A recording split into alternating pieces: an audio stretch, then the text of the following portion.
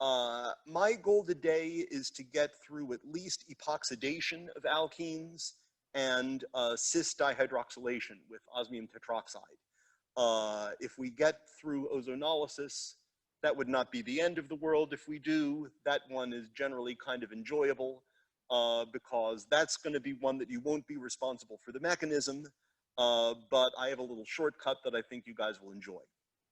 So let's see. So again, in general, I've tried my very best in the class notes to make it clear what you have to know. I'm pretty explicit, I think, about whether you do or do not have to know the mechanism. In general, of course, it's really rare, if ever, will I ask you to know a mechanism that we don't particularly cover in class.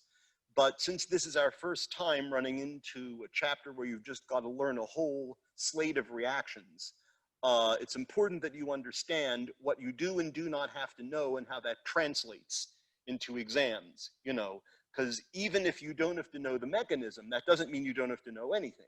And again, I've tried my best in the class notes to give you lists of things, first of all, as to what it means to know a reaction, just so that we're all on the same page. And I've also tried to list out what you can do to make sure that you learn these reactions at an adequate level. And that method can be applied, as far as I'm concerned, all the rest of the way through Organic 2. That's a question I've started to get, by the way. Am I teaching Organic 2? I think so in the spring. I believe so. In the end, it will be what it will be, but that's my understanding. Good. So let's start with epoxidation. We've already covered several addition reactions to alkenes. And we've defined what epoxides are already way back when we defined the functional groups and talked about ethers. So epoxides are a special kind of ether that's a three-membered cyclic ether. A very strained ring, as you can imagine, but these are used a lot synthetically as synthetic intermediates. And I believe there are even some epoxides that show up occasionally in living systems. I wish my biochemistry were stronger, but I think that's the case. So there's two different ways to convert an alkene to an epoxide. One way involves treating the alkene with a peroxy acid, and you can see that abbreviated as RCO3H or RCO2OH, same thing. We want an inert solvent such as dichloromethane. That's very easy to deal with. It's very volatile, so it's easy to get rid of after the reaction's over. You will no doubt use dichloromethane in lab sometimes, those of you who are taking lab, but it will not react with peroxy acids, so it's a good choice. If I were to more explicitly draw out what the peroxy acid group looks like, it looks something like this. There's a few common choices for R. I'll show you some of them, but this is not a misprint. It's like a carboxylic acid with an extra oxygen. So this is not a misprint. I bet everyone's eyes are going to that weak oxygen-oxygen bond, and sure enough, that's going to be the driving force of the reaction, is breaking that weak bond. And again, just a reminder, anytime we can break a weak bond and replace it with a strong bond, that energy-wise is money in the bank for us. That's a strong driving force for any reaction. Common R groups that are used here are methyl, that would be peracetic acid, or peroxyacetic acid, you can call it either. CF3 is also not rare, trifluoroperoxyacetic acid. Those are amongst the ones you'll see most often. Another very common peroxy acid is this guy here, and you can call that MCPBA for metachloroperoxybenzoic acid, or metachloroperbenzoic acid. The meta refers to the 1-3 relationship between the chlorine and the carbonyl over here. So we'll learn more about naming aromatic compounds next term.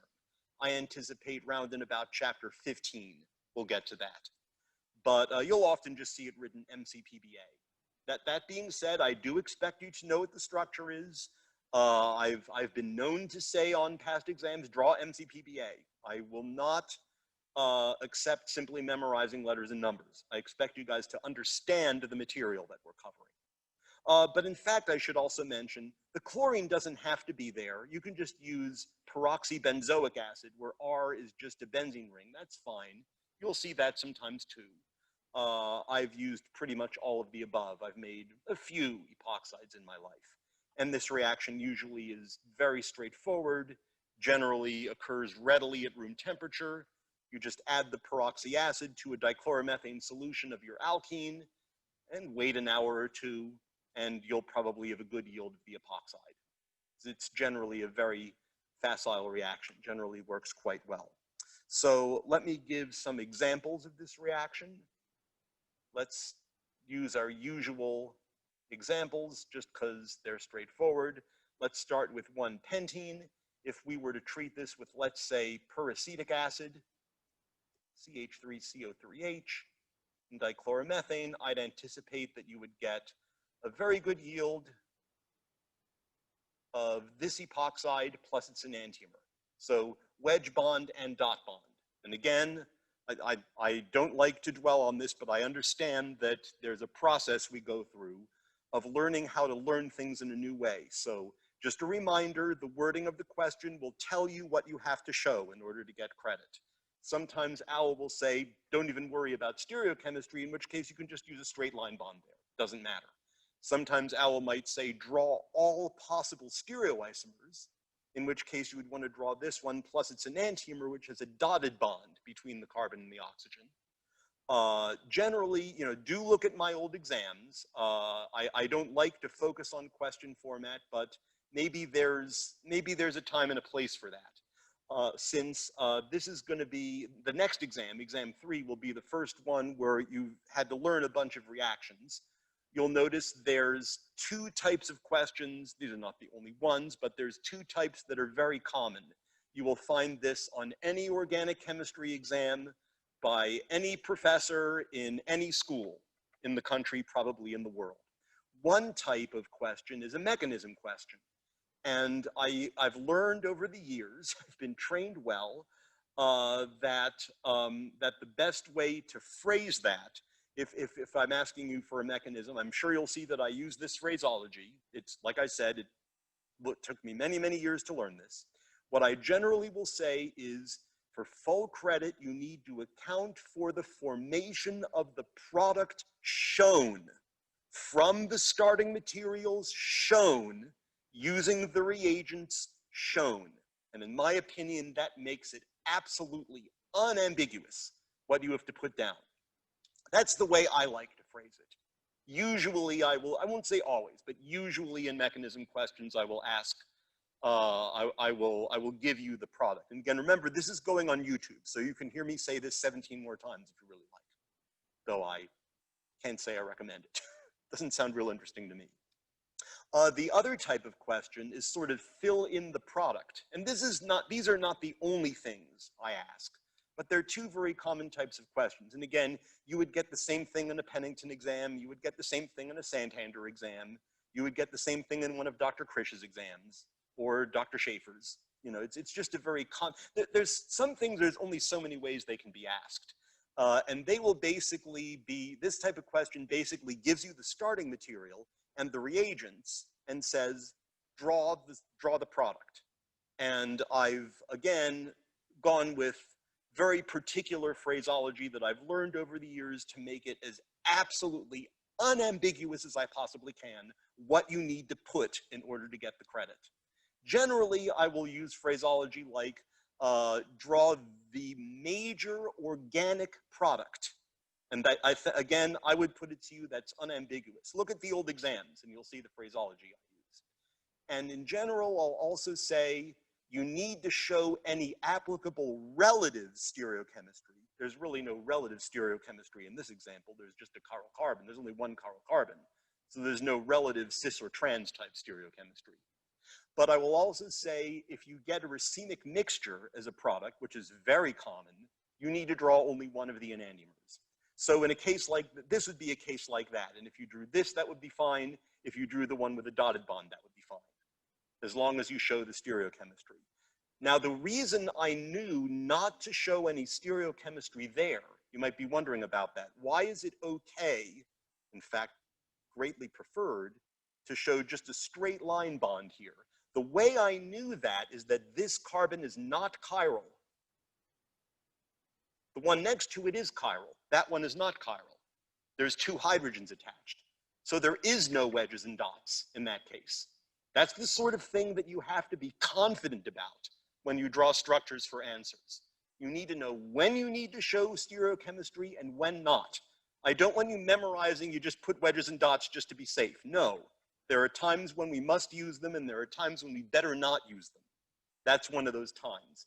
That carbon is not chiral, so using a wedge or dot bond there is meaningless. I will expect you guys to know that type of thing. And that comes by application of what we talked about in chapter 5, I would say. Would it be wrong to use a wedge bond instead? Here, yes, it would be. That would be wrong to use a wedge bond there because you're implying stereochemistry where there is none. That carbon is not chiral.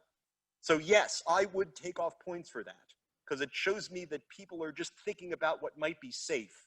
I don't want you thinking about what might be safe. I want you guys confident in giving your answers and being able to apply what we've talked about in past chapters, such as chapter 5. As to whether it would be wrong to put some, like a straight line here, again, that depends on what the question tells you to put. Owl will sometimes say, don't worry about stereochemistry, in which case a straight line bond there would be fine.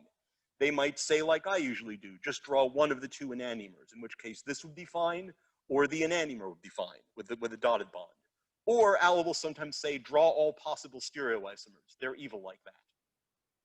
So I really don't want to dwell on this, but I understand students today are looking for leadership from the professor in how to know what to put to get credit. I understand that. I'm trying to wean you guys off of that little by little, but I understand that I need to meet you at least halfway. So that's why I'm covering all this right now. But in general, what I will say is you'll know what to put based on how the question's phrased. And in general, you need to do everything it says. You don't need to do anything it doesn't say. But this is a very common situation where you'll have just one chiral center.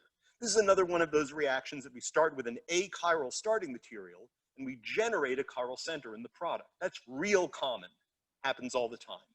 And you'll know what to put by how the question's phrased.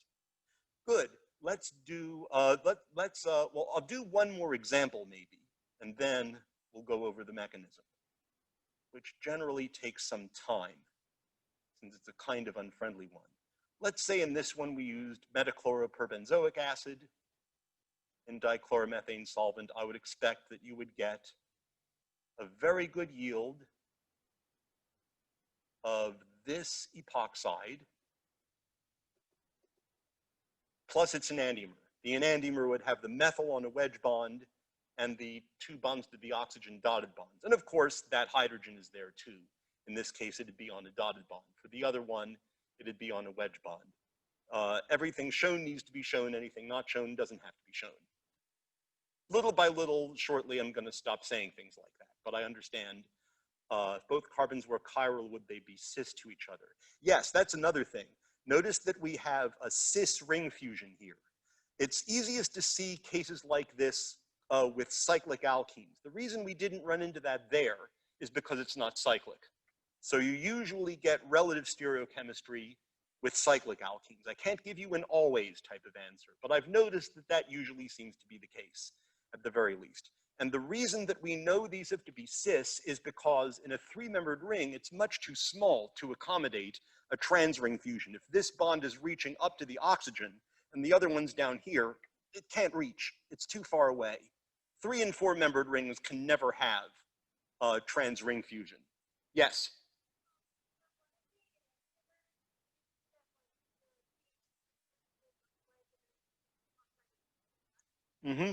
Just for chat, the question was, would the enantiomer then be the one with two dotted bonds to the oxygen and a wedge for the methyl group? And yes, that's exactly right. And you would get both. I would expect you'd get a racemic mixture. What you would certainly not get any of is anything trans. You can't have a trans epoxide. Trans ring fusions do happen, but you need a larger second ring. At least I would say a 5- or 6-membered ring. Then you can accommodate a trans ring fusion. Make a model. You'll be able to convince yourself of that. And I think you will wind up breaking your models if you try to make a trans epoxide. But yes, and again, you will know what to put based on how the question's phrased. But in general, I would expect a racemic mixture, one looking like this, and one where the epoxide is pointing down and the methyl group is pointing up. So that's what I would expect to get. And that leaves us in a good place to go on to the mechanism. Good, so those are just two examples of this reaction. Any other questions so far before we get to, I'm gonna show the mechanism of both of those, by the way, just so we get used to it.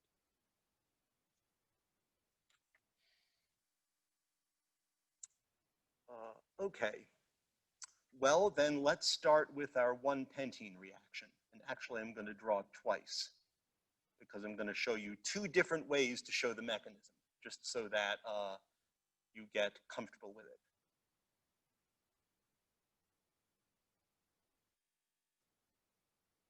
You want to draw in your peroxy acid. I think we had peroxy acetic acid over here, in some kind of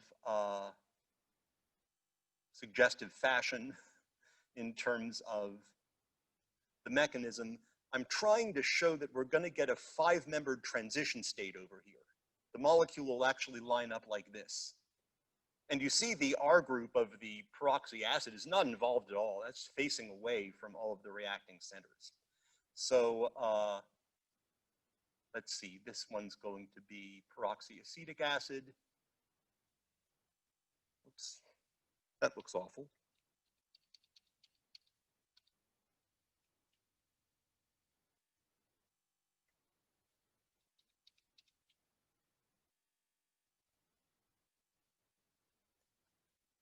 And same thing over here, same thing really. Actually, I don't even need to put that. It's the same reaction. I just want to show you two different ways of drawing the mechanism. Now, first of all, before anything else, this is going to be another one of those, oh,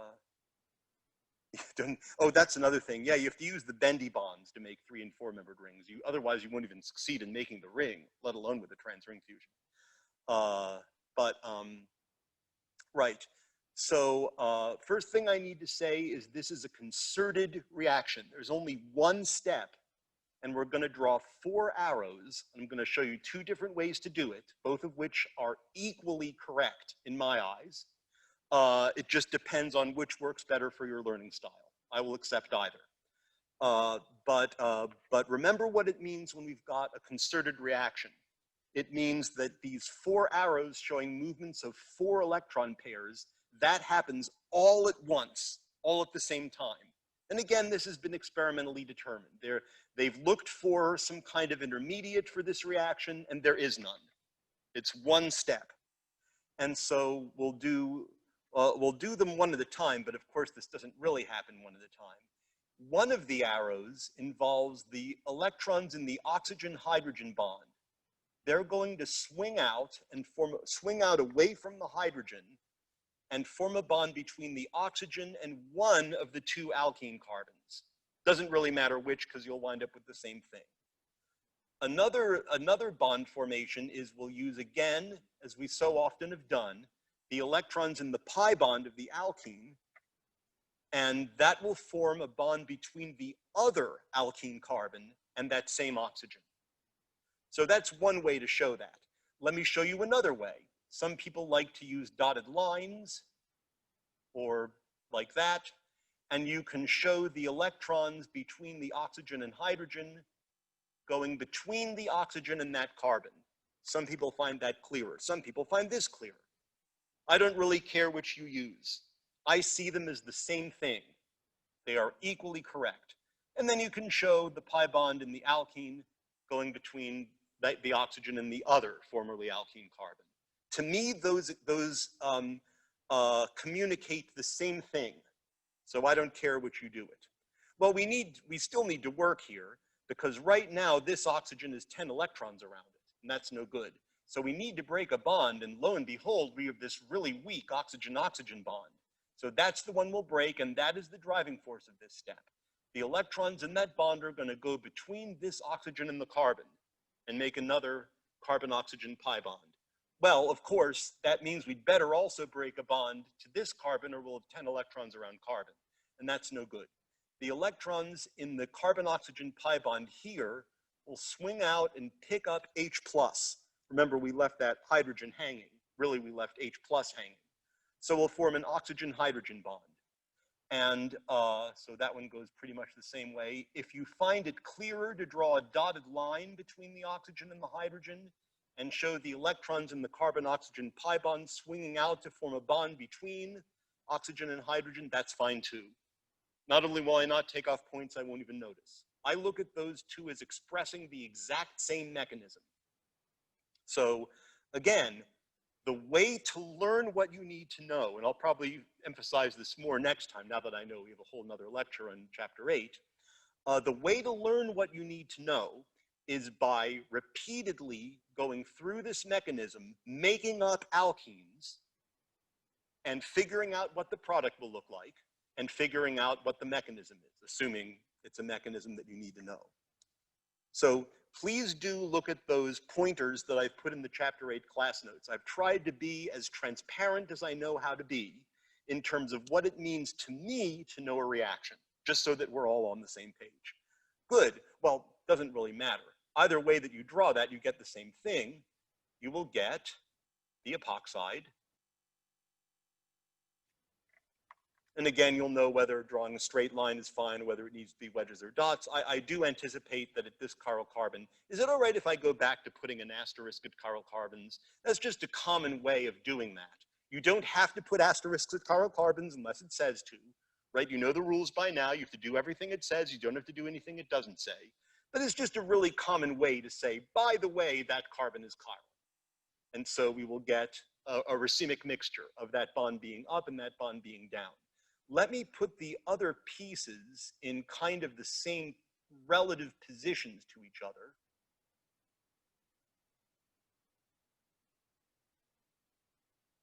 Yep, and you will see that the other piece is just a molecule of normal acetic acid.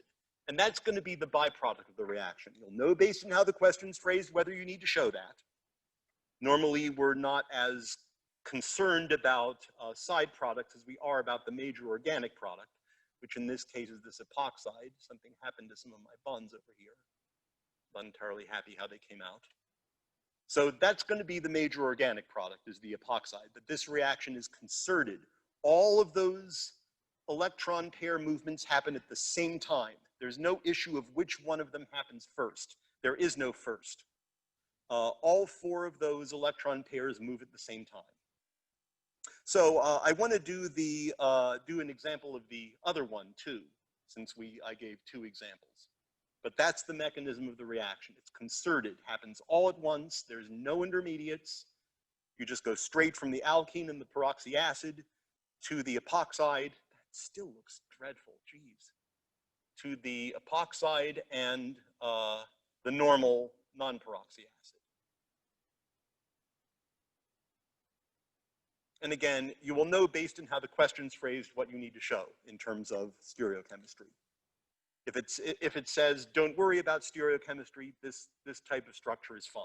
And OWL will often do that, by the way. If it says, show any applicable relative stereochemistry, then you would only draw one of the two enantiomers, either wedge bond or dotted bond, whichever you prefer. And again, OWL especially will sometimes say, draw all possible stereoisomers, in which case you draw both of them, the one with a wedge bond here, the one with a dotted bond here. And we've already gone over why this is just a straight line bond. I think the asterisk indicates it could have either a dotted bond or a wedged bond. Well, yes. In other words, it means that's a chiral carbon. So I only mentioned that you'll see an asterisk at a carbon. It's just kind of, it's just a thing that generally to me means, by the way, that's a chiral carbon. And you will get both stereochemistries there. So there is another way which we can wait on that. Eventually we'll run into that. There's a way to indicate a mixture of stereochemistries. And this also works for alkenes. That can wait though. Good, any questions on that mechanism then? We'll do another example. I'll go through the other one too.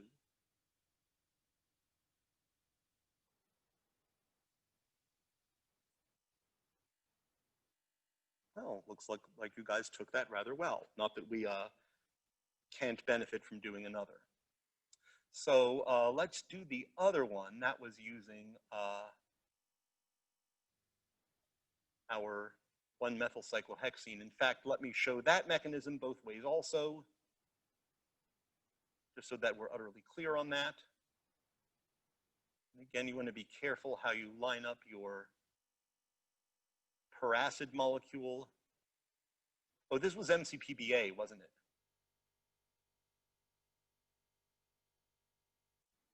So we can also do the same over here. Basically, I'm trying to show a 5-membered transition state over here. Anytime you have a 5 or 6-membered transition state, that represents a very low energy pathway for the reaction. Because we know that 5- and 6-membered rings have little to no strain in them, and so all of the atoms are lined up in just the right place, and it's very easy for the reaction to take place then. So one thing you can show is, again, the electrons in the oxygen-hydrogen bond forming a bond between the oxygen and one of the alkene carbons, and then the alkene pi bond forming a bond between the oxygen and the other of the alkene carbons. Then we also break the weak oxygen-oxygen bond. We also use this carbon-oxygen pi bond to form a bond between oxygen and hydrogen over here. That's one way to show it.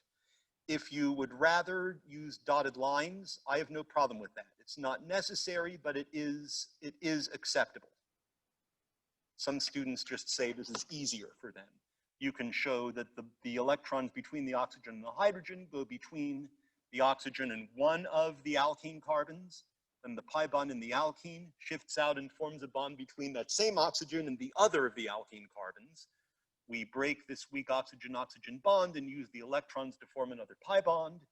Then we break that pi bond and put the electrons in between the oxygen and the hydrogen, which otherwise would have been left stranded on its own. And so however you do it, either way, you will get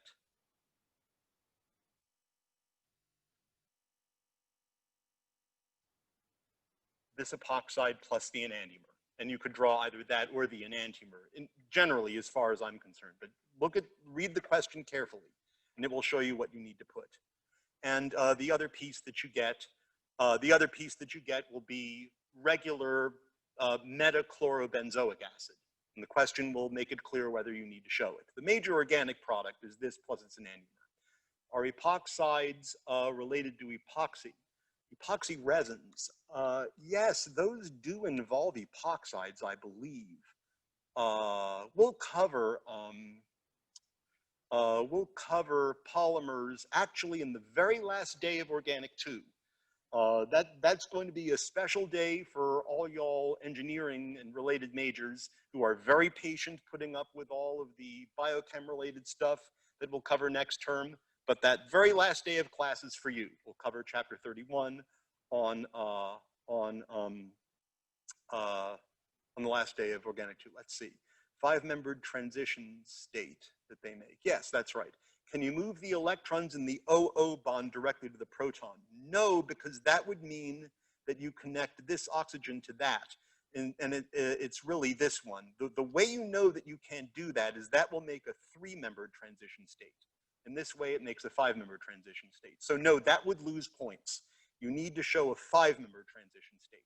It doesn't matter which way it faces. You know, you can draw it on the other side, let's say. But yes, direct answer, would that lose points? Yes, that would lose points. You need to show the 5-membered transition state. And the way we know that is because these atoms line up in this way much more easily. Actually, is that even a 4-membered transition state? No, it's something worse than that. It's like a 3-membered transition state here attached to another 3-membered transition state. So I know it seems like you're saving a step in terms of what you need to know about it, but that does not reflect reality. Experiments have shown that that's a 5-membered transition state. So my one-word answer to that question in chat is no, you can't do it that way. Let's see. So I think that's all I really need to say about that. Good, so that's epoxidation. That's one method of epoxidizing alkenes. We'll cover one more method, And then I'd like to talk about Cis Dihydroxylation, and maybe then we'll end the class with ozonolysis, if there's time. And if not, it's not the end of the world. We can do that next time too. Good. By the way, please register your attendance. I didn't do, although I had one prepared, I didn't do a reef session in the previous class, so we'll just take attendance today. I'll save it for Wednesday. Good. Any other questions on this type of epoxidation then?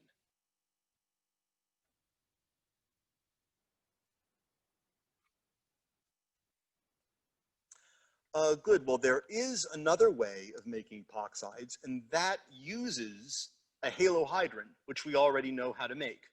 We already know, for instance, that if you took our friend 1-pentene and you treated this with chlorine and water, you would get,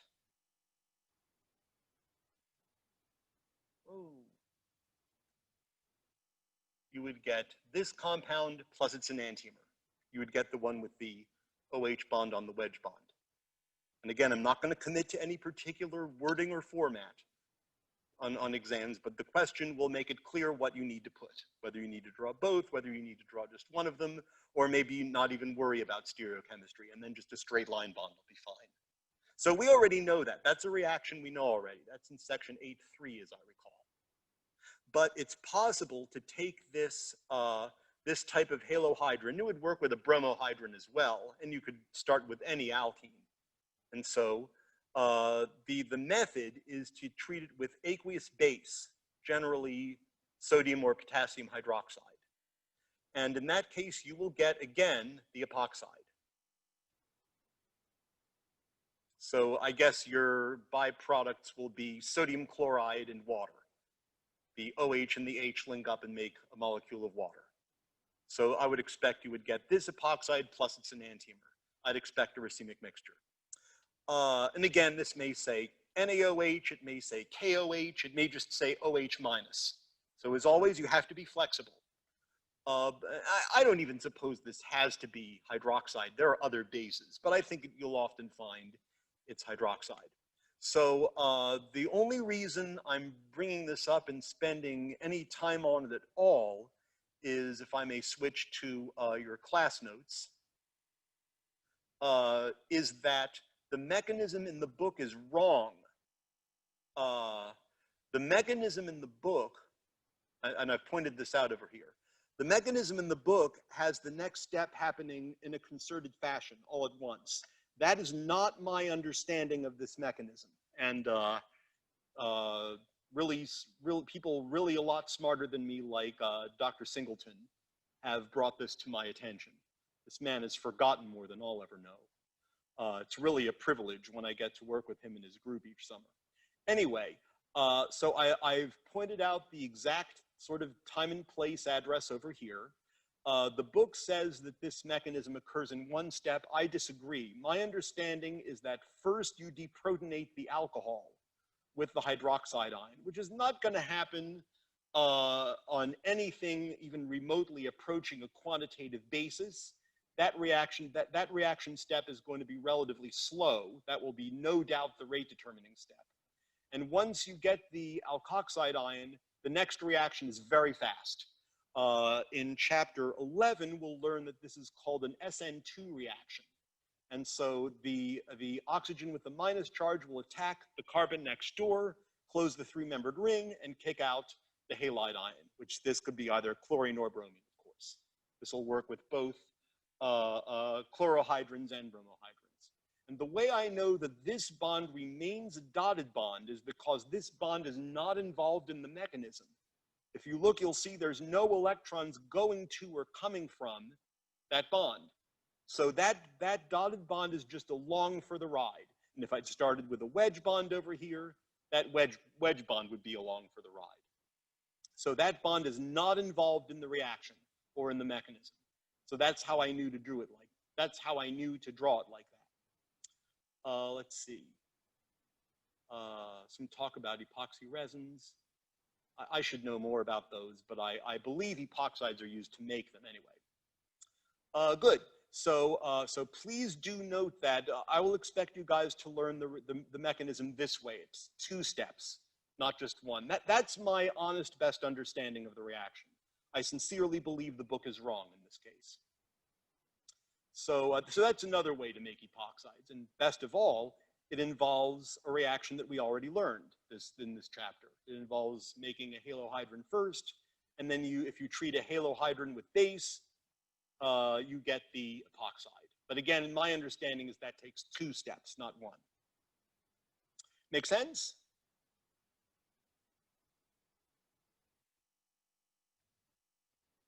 Oh, you mean here using I don't know how well an amine base would work.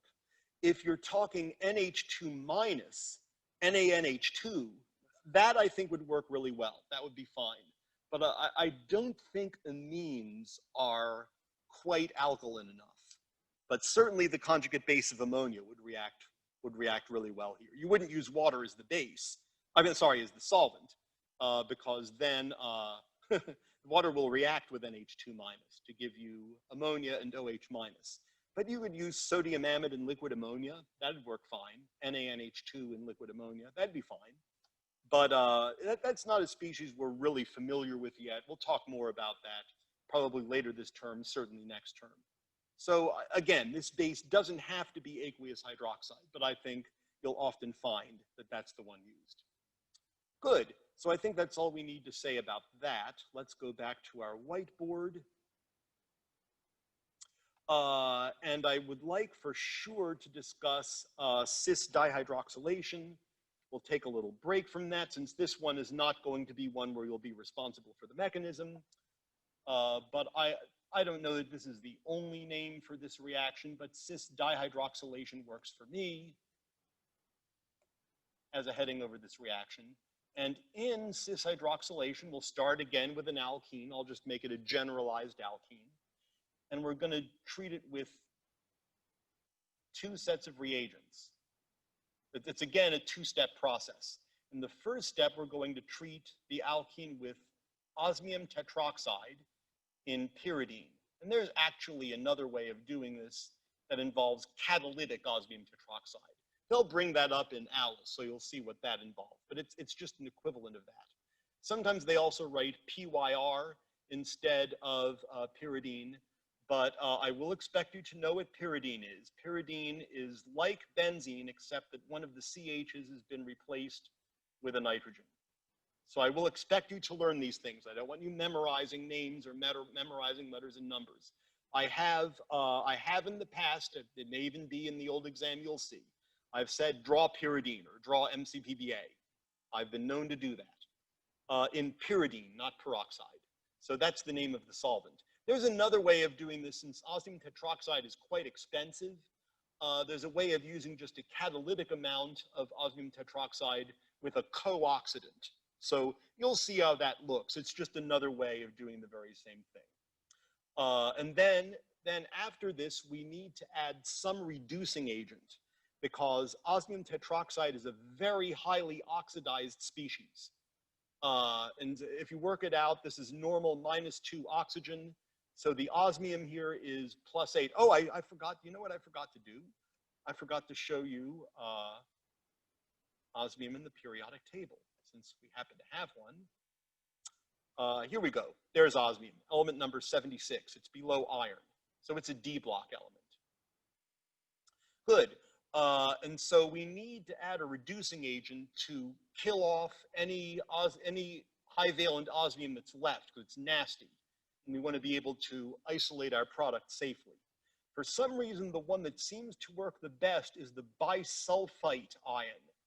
So sodium bisulfite, NaHSO3, not sodium bisulfate, which would be NaHSO4.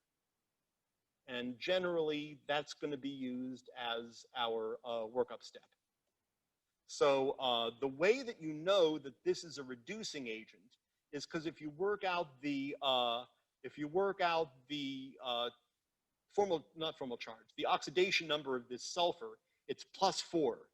And sulfur likes to be all or nothing. It likes to be either in its most oxidized state, which is +6, or its most reduced state, which is -2. It doesn't like these several intermediate oxidation states. So this sulfur plus 4 really wants to be plus 6. It wants to be oxidized again. So if it wants to be oxidized, then it's going to reduce something else, and it will reduce any leftover osmium. So aqueous sodium bisulfite is typically what you will get, and the product of the reaction is going to be a 1,2 diol of this type. And in cases where you can see stereochemistry, you will find always that the diol will be cis. And so we'll go through a couple of examples of that next.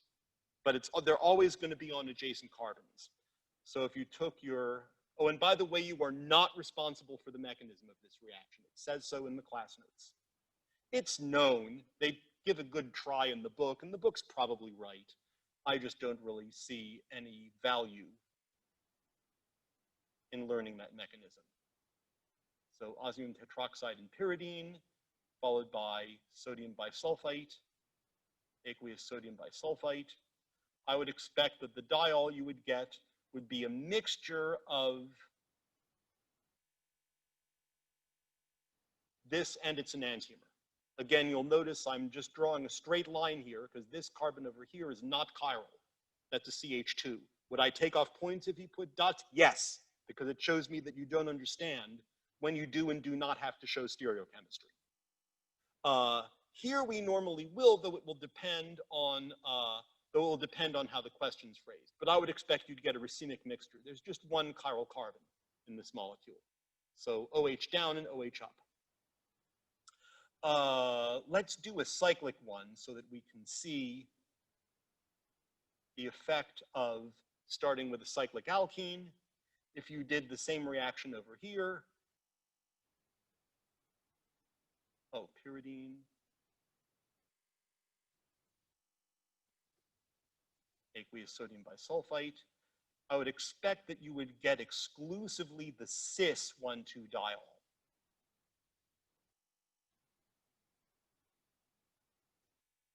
And lo and behold, hopefully you guys can see, that is a meso compound. There's a plane of symmetry running right down the middle. So those two carbons are both chiral, but as to the question of whether you drew it with the two OH groups with wedge bonds or with dot bonds, it's the same thing. In order to get from one to the other, you just flip the molecule over like this. So they're actually the same molecule. So it doesn't matter which way you draw it, it's the same thing. What you would most certainly not get as a result of this reaction is anything that with the trans diol. That you will not get. In cases like this where you get relative stereochemistry, you will get exclusively the cis diol and none of the trans diol. That's because of the mechanism, although like I said, I'm not real keen on you learning the mechanism.